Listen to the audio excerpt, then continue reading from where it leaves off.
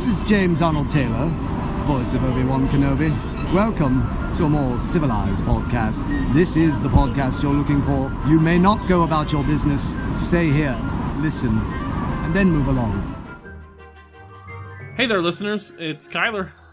And Chris. And Ross. We're here with a brief little Nerf Nugget for you. The State of the Resistance Season 1 finale, which I'm excited to talk about. The one and only note for this episode just says Kyler yammers on for a bit, so yep, I'm going to go ahead and do that. So we're here to provide flavor. Yep. Season 1 of Resistance chocolate turned out to be pretty much exactly what I thought it was going to in terms strawberry banana. Yeah.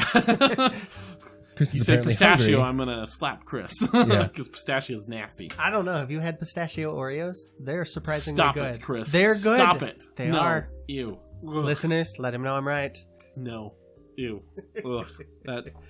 What a waste of an Oreo. I thought it would be too, honestly, but they're pretty solid. My dislike of pistachio, though, might have come from the time where I was ambushed by pistachio ice cream.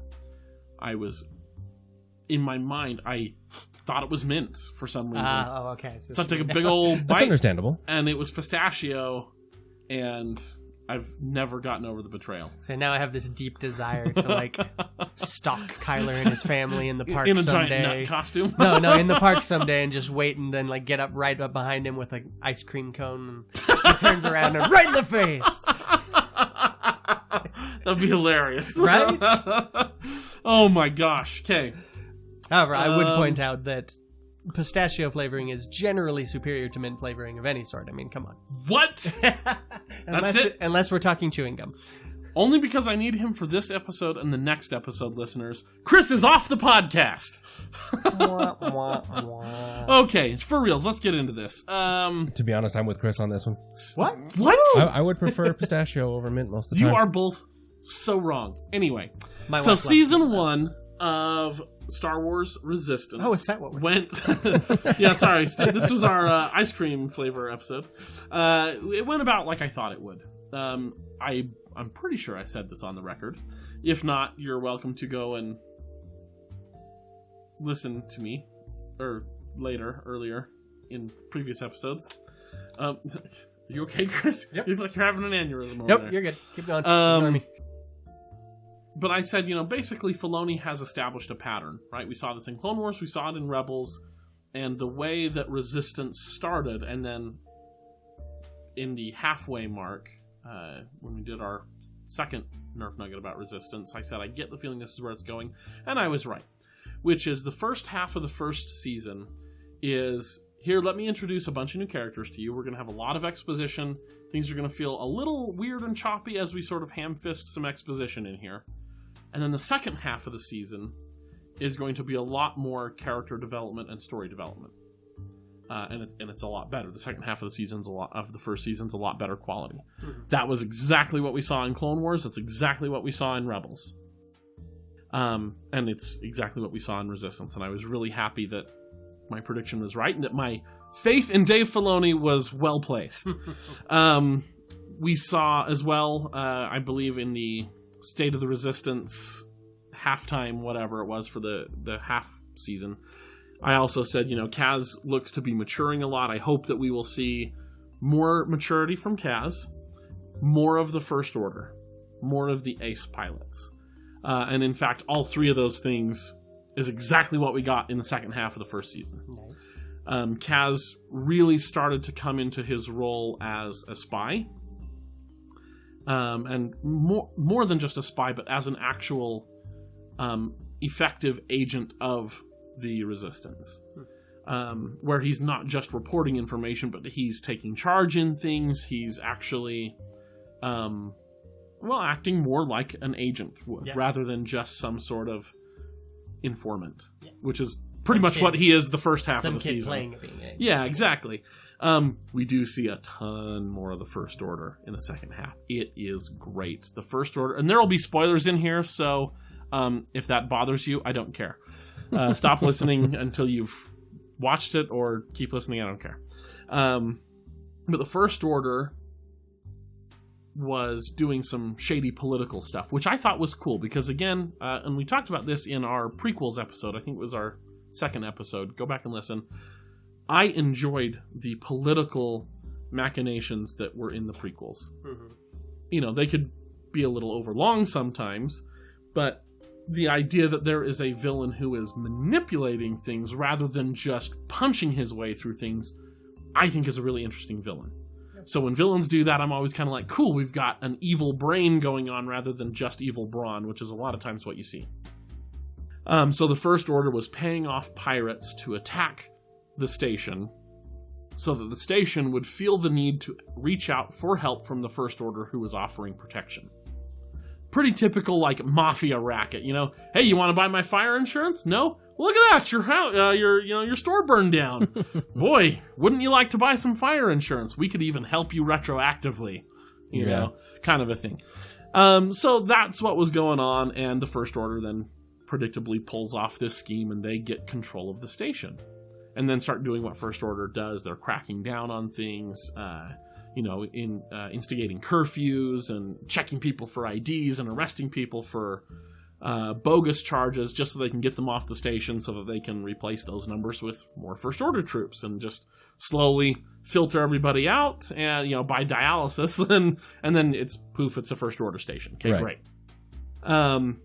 So that was cool to see. Commander Pyre, he's this stormtrooper in gold armor. Really cool looking guy. He was sort of the point man on the Colossus for the First Order. But the last probably 5 or 6 episodes, if I remember right, one of the characters took an unexpectedly cool turn for me. And this character has become my new favorite part of Resistance. The character of Tam Rivora. She is one of Yeager's mechanics. In fact, she was like the chief mechanic under Yeager. Then Kaz came in, and because he's a spy and Yeager's working with him, but he couldn't tell anybody that, Kaz somehow gets inexplicably placed above her in rank so that he can take time off whenever he wants or whatever, which pisses her off. I remember you mentioning her in the first Nerf Nugget. And she's... The direction they took her, I was like, that is both brilliant and unexpected from a Disney show, and I love you for it. Please go all the way with this. So the last 5 or 6 episodes, Kaz, of course, is getting more and more mature and more resistance-y. He is actively trying to resist the First Order occupation. He's doing little things here and there to try to disrupt their routines and rescue people that they've arrested and just generally be a thorn in the foot of the First Order. Mm-hmm. That's what we expect from him. That's fine. Tam starts getting onto Kaz's case every time he starts bad-mouthing the First Order. He's not, of course, openly talking about these operations that he's doing, but he's just kind of like, man, the First Order, like, they're on everybody's back. They're so oppressive, blah, blah, blah. And she's just like, hey, whoa, they're just trying to bring order, man. They're just representing law and order. What is the big deal? Why are you opposing them? The reason people are getting arrested is because they're problem causers. If they would just follow the rules, they wouldn't get arrested. And I remember thinking 5 or 6 episodes ago when she and Kaz kind of have their first open spat about this, because there were little hints that she was leaning that way, but they never voiced them to any of the other characters. You just see her kind of like give some side eye. And it was hard to tell at the time if that was just her being like, Kaz is an idiot in general, therefore side eye, or I disagree with you on your political philosophies, Kaz, therefore side eye.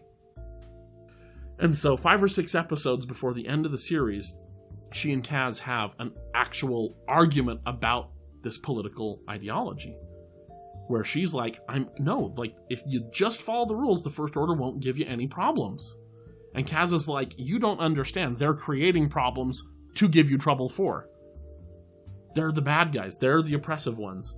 And I was like, that is super interesting that they would actually go there in a TV series. Like, because with Rebels and with Clone Wars, it was pretty clear who the bad guys were and who the good guys were.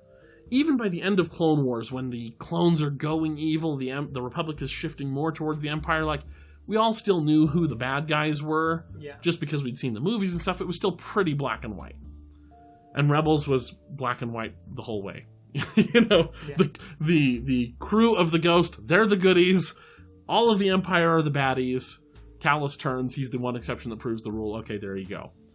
But with this, I'm like, here we go. We have a definitively good character. We know that she has a heart of gold. She is a good person who supports the First Order. Oh, this is so good!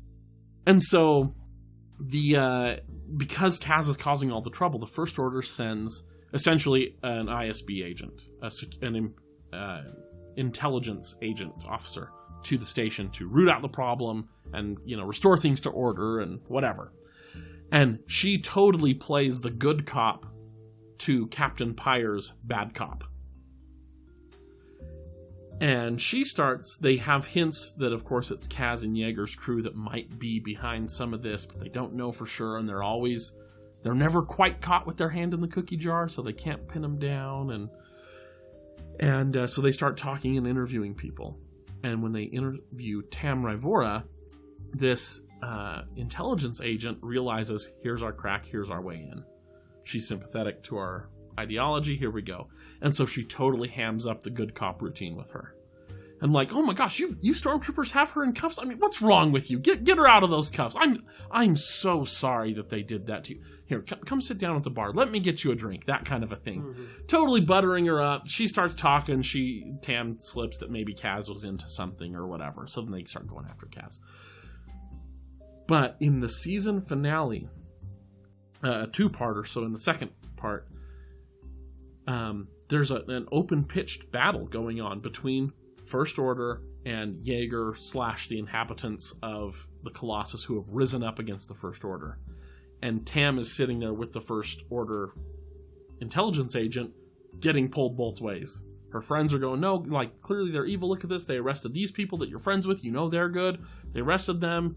They killed this person. But the First Order's just going, look, this is literally the chaos that they're bringing, that we're trying to stamp out of the galaxy. Why don't you come with me? You said you've always wanted to be a pilot, and Yeager just gives your ship that you were working on for years to this new kid who turns out to be a resistance spy. Why don't you come see what the First Order will put you in? We'll put you in our flight program.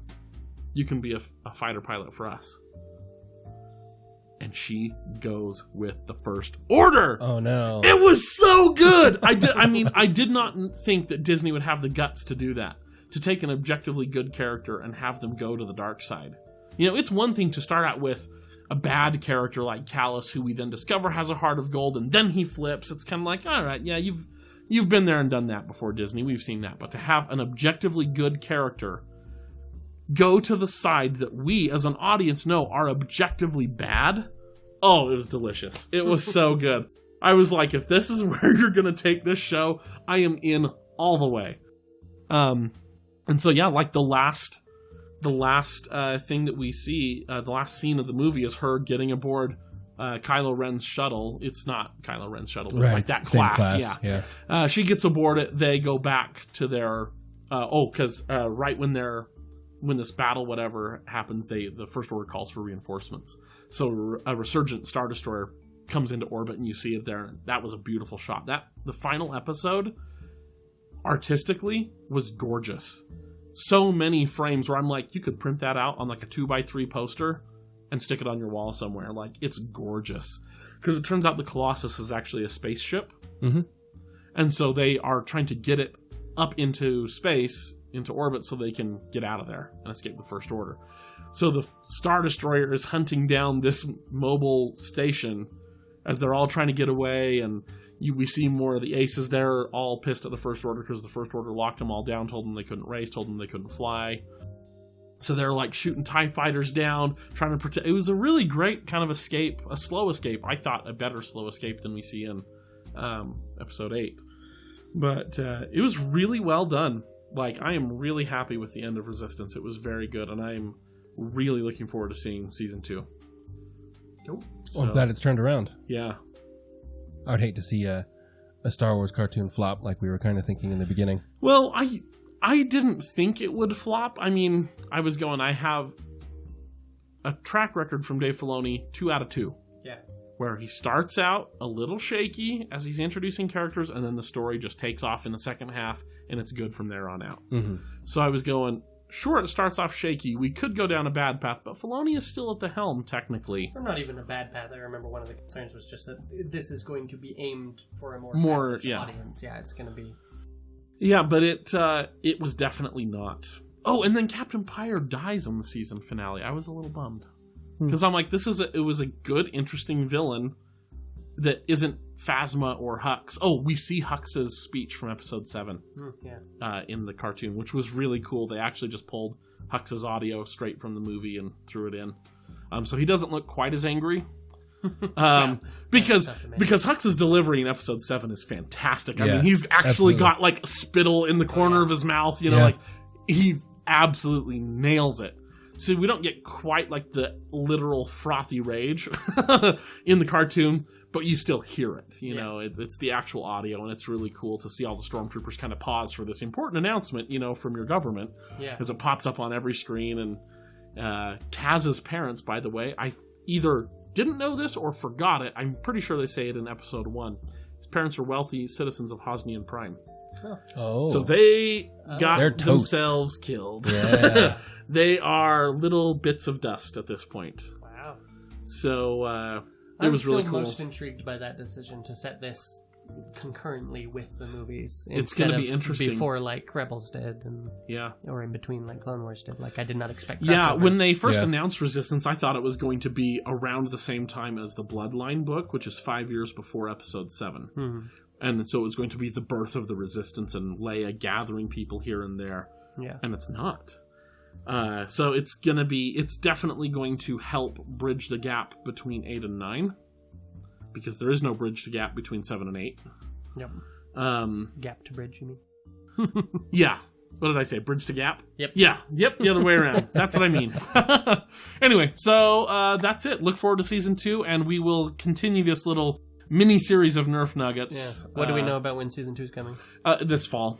Cool. So, fall 2019. They'll announce a date for it probably in, like, July or August. That's about when it came out last year. Yeah. So this fall, expect this little mini-series to continue, the State of the Resistance. We'll keep doing that. We're going to do one before each season, at the midway point in each season when they take their winter break. And then at the end of each season, we'll do a recap. So just something to look forward to, listeners. Cool. Until next time, may the Force be with you. Always. I'm Anna Graves, and thank you for listening to a more civilized podcast.